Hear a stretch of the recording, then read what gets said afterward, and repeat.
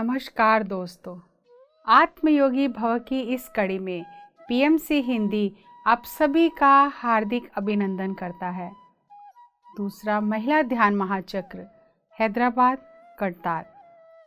आज हम पत्री जी द्वारा दिए गए 2 दिन के संदेश ग्रहण करेंगे।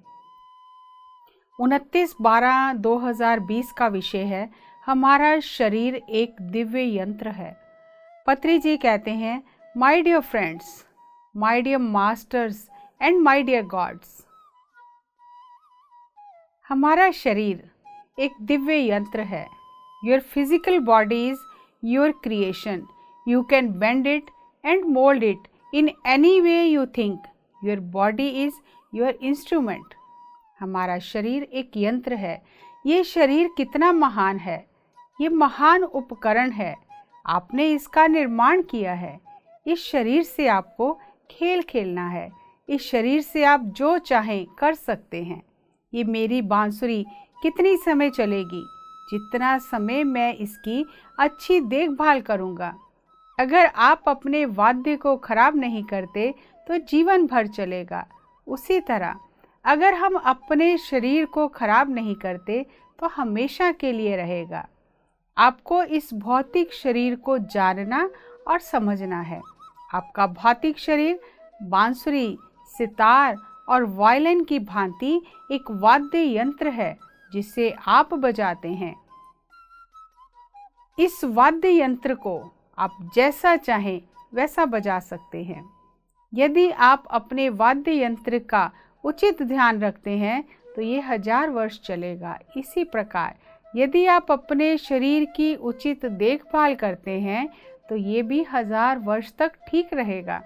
आपको अपने शरीर के बारे में अपनी सोच बदलनी होगी। यही अध्यात्म है। हमारी सोच के कारण शरीर बूढ़ा हो जाता है। हमारे गलत कर्मों के कारण शरीर रोगग्रस्त हो जाता है। हमारे अज्ञान के कारण ही शरीर की मृत्यु होती है। आत्मज्ञान से हमारे विचार सही होते हैं। विचार सही होने से हम जल्दी बूढ़े नहीं होते। अगर हम कुकर्म छोड़कर सुकर्म करेंगे तो हमें कोई बीमारी नहीं होगी। अगर हम सही तरह से जिएंगे तो शरीर सही रहेगा। अगर आप सोचते हैं कि मुझे कोरोना नहीं आएगा तो नहीं आएगा, उसी तरह बीपी शुगर भी आपको नहीं आएगा। हमने कोरोना के समय में ध्यान महाचक्र करने का सोचा तो कर लिया। अगर हम सोचते कि इस कोरोना के समय में कौन आएगा तो वैसा ही होता। जैसी हमारी सोच है वैसा ही होता है। मैं अभी और 100 साल धरती पर रहूँगा, ये मेरी इच्छा है। क्या आप भी तैयार हैं? हमें अपने शरीर के प्रति अपनी सोच को बदलना है। यही आध्यात्मिकता है। मैं अपने शरीर को जैसा चाहता हूँ वैसा चलाऊँगा। मैं अपने शरीर का मालिक हूँ। हम अपने भौतिक शरीर के ब्रह्मा हैं, विष्णु हैं, महेश हैं। हम अपने भौतिक शरीर के सृजनकर्ता, पालनकर्ता और लयकर्ता हैं। जैसा हम सोचते हैं वैसा ही शरीर बन जाता है। Change your thinking about your physical body. Cancer, corona, BP सब सोच से आता है। As you think so it becomes. यद भावम तद भवति। आप अपनी वास्तविकता स्वयं बनाएं। You create your own reality.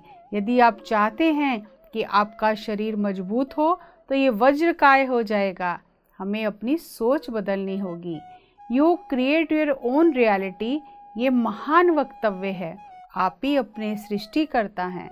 सोच हमारा सॉफ्टवेयर है और शरीर हमारा हार्डवेयर है। सितार में कौन सा राग बजा सकते हैं? जो हम चाहते हैं वही राग बजा सकते हैं। इसी तरह शरीर से हम क्या चाहते हैं शरीर वैसा ही बन जाता है। Your physical body is your instrument like sitar and violin. Play on it the way you want to play. 30 दिसंबर 2020 का विषय है हमें हर किसी से सीखना है।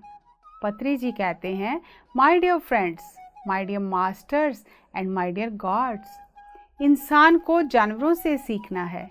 जानवर बात नहीं करते लेकिन एक उत्कृष्ट जीवन जीते हैं। जानवर एक दूसरे की मौजूदगी का आनंद लेते हैं। चींटियों को देखिए, वे एक पंक्ति में चलती हैं। हमें उनसे अनुशासन सीखना होगा। भगवान दत्तात्रेय ने कई जानवरों से सीखा। देवी देवता हमें जानवरों से मित्रता करना सिखाते हैं। जानवर मनुष्यों के सूक्ष्म शिक्षक हैं। हर मानव को जानवरों के शिष्य बनकर रहना होगा। हम गुरुओं को खोज रहे हैं। हर जानवर हमारा गुरु है। हमें हर क्षण सबसे सीखना है। इंसान को जानवरों से सीखना है। माता पिता को बच्चों से सीखना है। बच्चे माता पिता को सिखाने के लिए पैदा हुए हैं। बच्चे शुद्ध आत्माएं हैं। उम्र के साथ साथ माता पिता मैले हो जाते हैं। बच्चे मोती की तरह शुद्ध होते हैं। बच्चों का ध्यान से अवलोकन करके हम उनसे बहुत कुछ सीख सकते हैं। पुरुषों को महिलाओं से सीखना है। महिलाएं सरल और सहज होती हैं। वे हमें हर चीज़ को स्वीकार करना और देना सिखाती हैं। महिलाएं पुरुषों की शिक्षक हैं। मांसाहारियों को शाकाहारियों से सीखना है। मांस खाने वाले क्रूर होते हैं। शाकाहारी सात्विक होते हैं। मांसाहारी लोगों के लिए शाकाहारी शिक्षक होते हैं। जो ध्यान नहीं करते उन्हें ध्यानियों से सीखना है। हमें प्रकृति से सीखना है। हमें आकाश, पृथ्वी, हवा, पेड़ों से सीखना है। पेड़ हमें शुद्ध हवा, फूल और फल देते हैं। हमें पेड़ों की तरह दूसरों को फल और फूल देने वाला बनना है।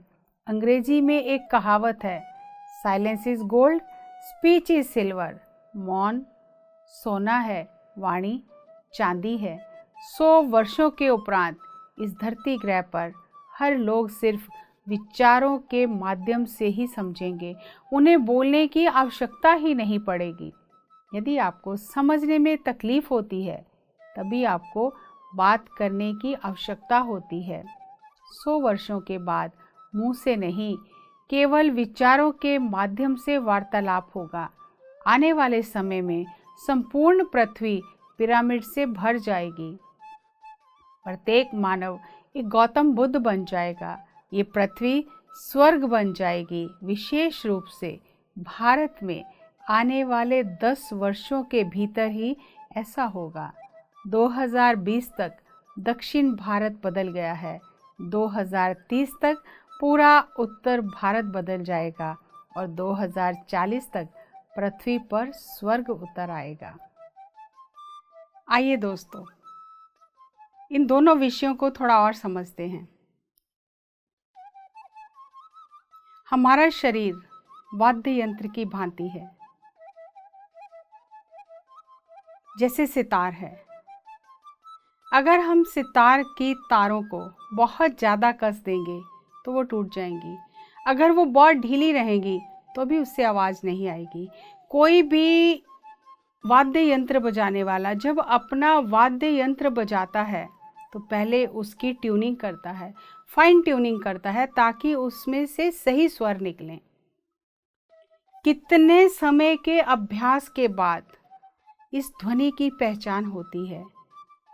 स्वर क्या है, अपस्वर क्या है। उसी प्रकार हमारा शरीर भी है। क्या हमें इसकी पहचान है? इससे स्वर निकल रहे हैं कि अपस्वर निकल रहे हैं। जिसे वाद्य यंत्र बजाना नहीं आता, मान लो किसी को सितार बजाना नहीं आता, वो सितार को बजाने का प्रयास करेगा तो अपस्वर निकलेंगे, आवाज़ निकलेगी, लेकिन स्वर नहीं निकलेगा, संगीत नहीं निकलेगा।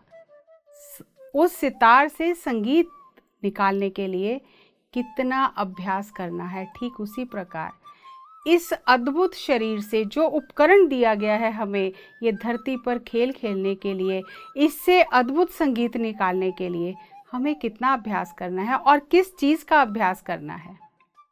सांसों के साथ एक होने का अभ्यास करना है, क्योंकि हमारी सोच के कारण ये शरीर रोगी होता है, बीमार होता है, बूढ़ा होता है। हम नकारात्मक चीज़ों को अपनी ओर आकर्षित करते हैं, क्योंकि सोच जो है वो हमारा सॉफ्टवेयर है जो दिखाई नहीं देता, और शरीर के ऊपर जो प्रभाव दिखाई देता है उस सोच का, वो हमारा हार्डवेयर है। ये शरीर, हार्डवेयर को बदलने से क्या होगा?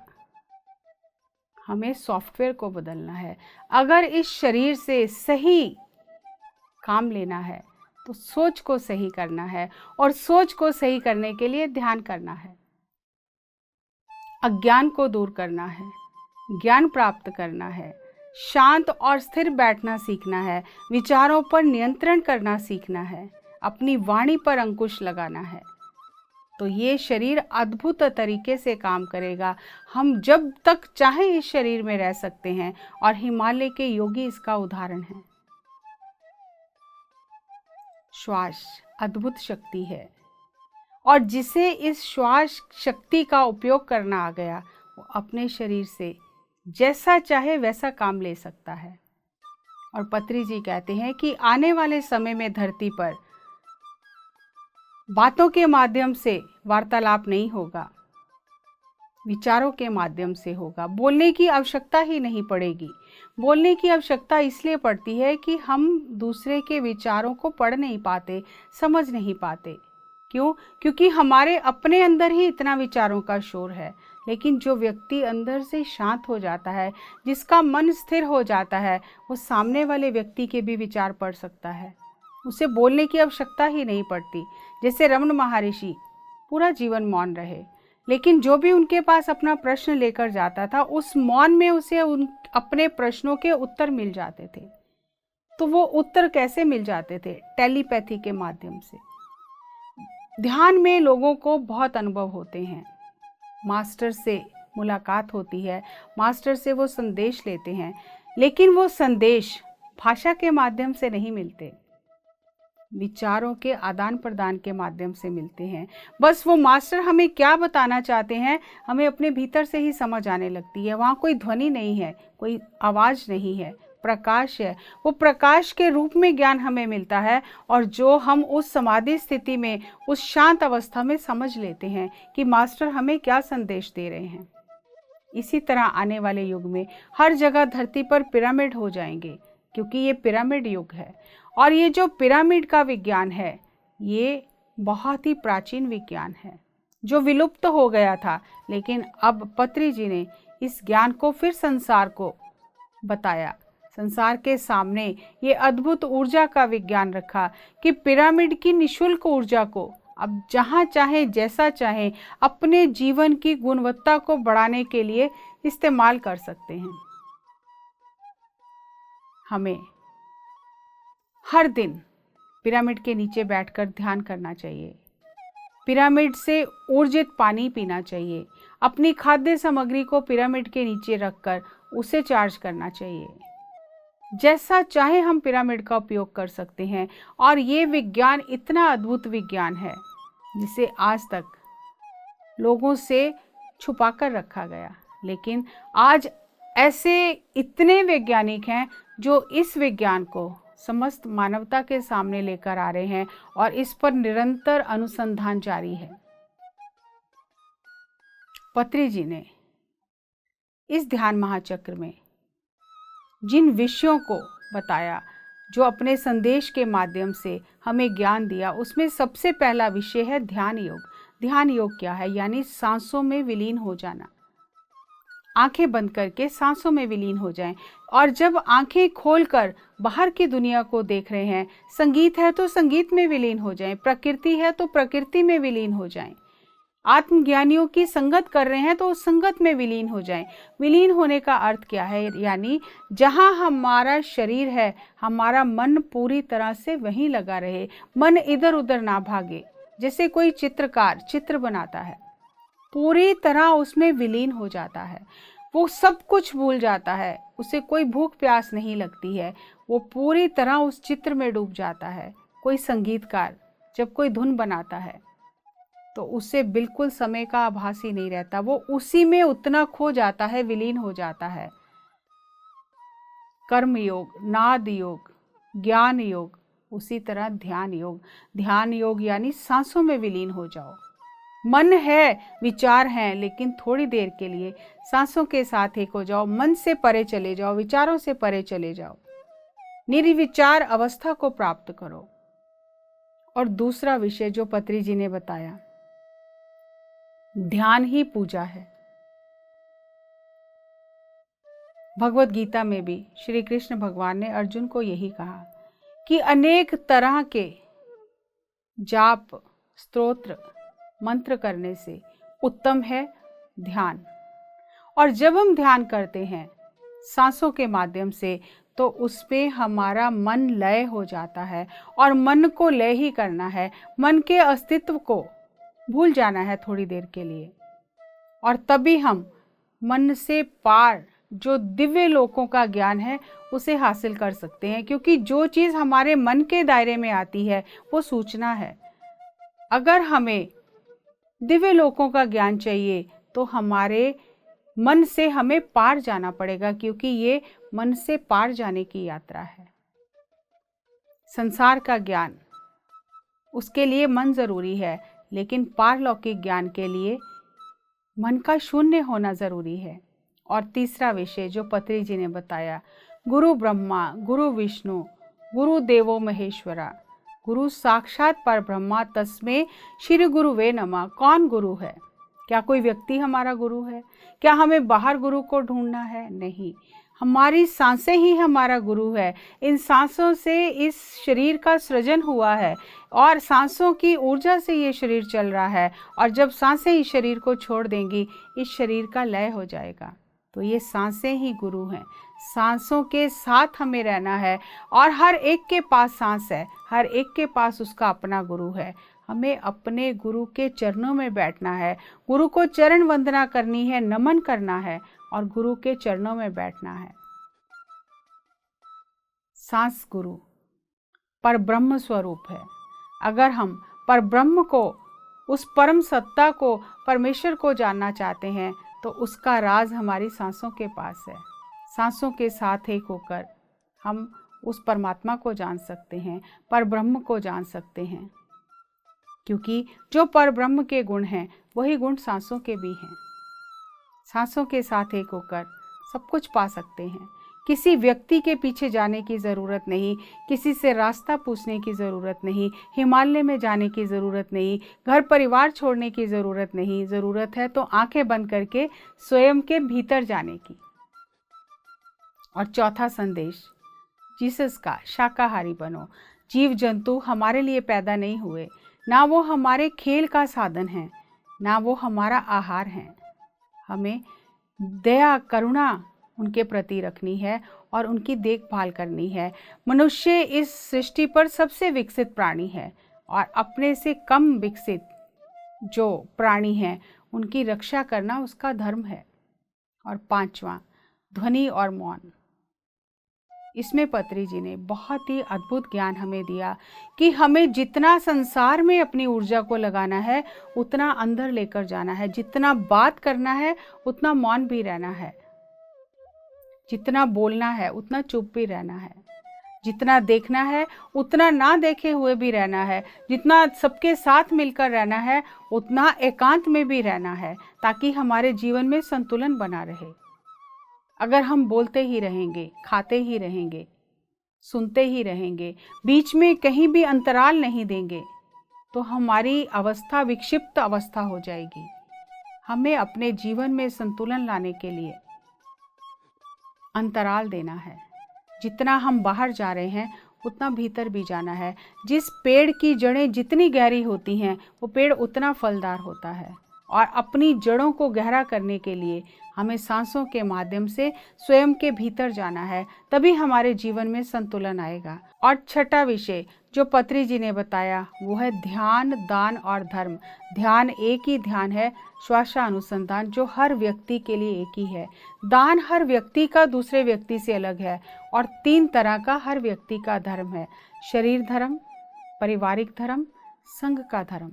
अपने शरीर का ध्यान रखना, अपने परिवार की देखभाल करना और समाज के प्रति अपने कर्तव्य को निभाना। मनुष्य एकांत में नहीं रहता, अकेला प्राणी नहीं है, सामाजिक प्राणी है। तो समाज में रहते हुए हम सब एक दूसरे से जुड़े हैं, तो हमें अपने संघ धर्म का भी पालन करना है। और 7वां विषय, ये हमारा शरीर एक यंत्र है और इसकी हमें उचित देखभाल करनी है। कोई भी अगर हम यंत्र है और उसका बहुत ही ज़्यादा इस्तेमाल करेंगे, उसकी उचित देखभाल नहीं करेंगे, वो जल्दी खराब हो जाएगा। अगर हम डीजल की गाड़ी में पेट्रोल चलाएंगे तो वो खराब हो जाएगी, और पेट्रोल की गाड़ी डीजल से चलाएंगे वो खराब हो जाएगी। अगर गैस से चलने वाली गाड़ी है, उसमें हम मिट्टी का तेल डालकर चलाएंगे, वो भी खराब हो जाएगी। जैसा यंत्र है उसकी उतनी ही उत्तम देखभाल की ज़रूरत है। तो ये शरीर एक अद्भुत यंत्र है, तो इसकी हमें कैसी देखभाल करनी चाहिए? सात्विक आहार लेना चाहिए, आराम देना चाहिए, शरीर को नींद भी पर्याप्त मात्रा में देनी चाहिए, संतुलन बनाकर रखना है। ना ज़्यादा सोना है, ना ज़्यादा खाना है, ना ज़्यादा सोचना है, ना कम सोचना है, ना ज़्यादा बोलना है, ना कम बोलना है। हर चीज़ में संतुलन बनाकर रखना है। और 8वां विषय, हमें हर किसी से सीखना है। हम सोचते हैं कोई गुरु हमारे जीवन में आएगा, बस उसी से सीखना है, लेकिन हमें हर किसी से सीखना है। भगवान दत्तात्रेय, उनके 24 गुरु थे। सांप, कुत्ता, सबसे उन्होंने सीखा। प्रकृति से सीखा, 5 तत्वों से सीखा। पहले जमाने में साधु संत, ऋषि मुनि प्रकृति में जाकर साधना करते थे। प्रकृति मनुष्य की सबसे उत्तम शिक्षक है। जो व्यक्ति शांत होकर प्रकृति में बैठता है, प्रकृति सभी रहस्य खोलती जाती है और प्रकृति मनुष्य को सब कुछ सिखा देती है। देना, लेना, कितना लेना, और परिवर्तन को कैसे स्वीकार करना। ऋतुएं बदलती हैं, फल आते हैं, फूल आते हैं, पतझड़ आता है, मौसम बदलते हैं, गर्मी है, सर्दी है, हर चीज़ को स्वीकार करना। हम बहती हुई नदी से सीख सकते हैं कि बहते ही रहना है, कहीं भी रुकना नहीं है। नदी में अगर कोई पत्थर भी गिर जाता है तो पानी अपना रास्ता बनाकर निकल जाता है। अगर हम सीखने के लिए तैयार हैं, हम चींटी से भी सीख सकते हैं, कितना अद्भुत तरीके से पंक्ति में चलती हैं। अनुशासन सीख सकते हैं, मिलकर रहना सीख सकते हैं। मधुमक्खियां कैसे एक छत्ते में मिलकर रहती हैं। हम बच्चों से सीख सकते हैं, बच्चे सबसे उत्तम शिक्षक हैं। अगर हम ध्यान से बच्चों का अवलोकन करें तो अपनी मीठी मीठी बातों में, भोली भोली बातों में वो हमें बहुत कुछ सिखा देते हैं। लेकिन अगर हम अपने अहंकार में रहेंगे कि मैं तो सब कुछ जानता हूँ, ये बच्चा तो अभी आया है, तो हम कुछ भी सीख नहीं सकते। महिलाओं से पुरुष को सीखना है, क्योंकि महिलाओं के अंदर ग्रहणशीलता, स्वीकार्यता भाव है, पुरुष के अंदर अहंकार है। तो पुरुष को अपने अंदर के स्त्री तत्व को जागृत करना है और महिलाओं से बांटना सीखना है, देना सीखना है, ग्रहण करना सीखना है। तभी हम अपनी ऊर्जा को संतुलित कर सकते हैं। पत्री जी के दिए गए इन संदेशों को हम जीवन में उतारकर अपने इस शरीर का अद्भुत उपयोग कर सकते हैं। जीवन में हर पल सीख सकते हैं, हर पल आनंद से रह सकते हैं। सीखना और आनंद से रहना, यही तो हमारे जीवन का उद्देश्य है। हर पल सीखते रहें, हर किसी से सीखते रहें और हर पल आनंद से रहें। अगली कड़ी में एक नए विषय के साथ पुनः आपसे मुलाकात करेंगे। तब तक नमस्कार, धन्यवाद।